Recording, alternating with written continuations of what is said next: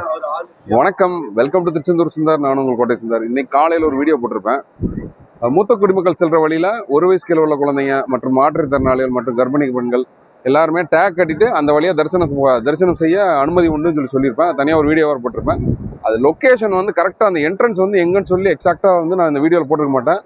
அதை தான் இந்த வீடியோவில் பார்க்க போகிறோம். வாங்க வீடியோக்குள்ளே போகலாம். கருணை கடலை கந்தா போற்றி அந்த போர்டு இருக்கா, போர்டில் அப்படியே காமிக்கிறேன் எப்படி என்ட்ரன்ஸ் உள்ள போகிறதுன்னு.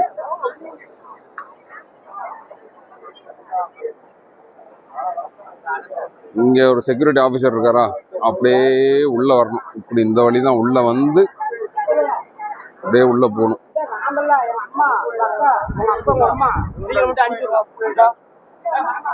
உள்ளே போய் இந்த இருக்க என்ட்ரன்ஸு உள்ளே போய் அப்படியே மேலே ஏறி வரணும். நிற்கிறாங்களா மக்கள்லாம்?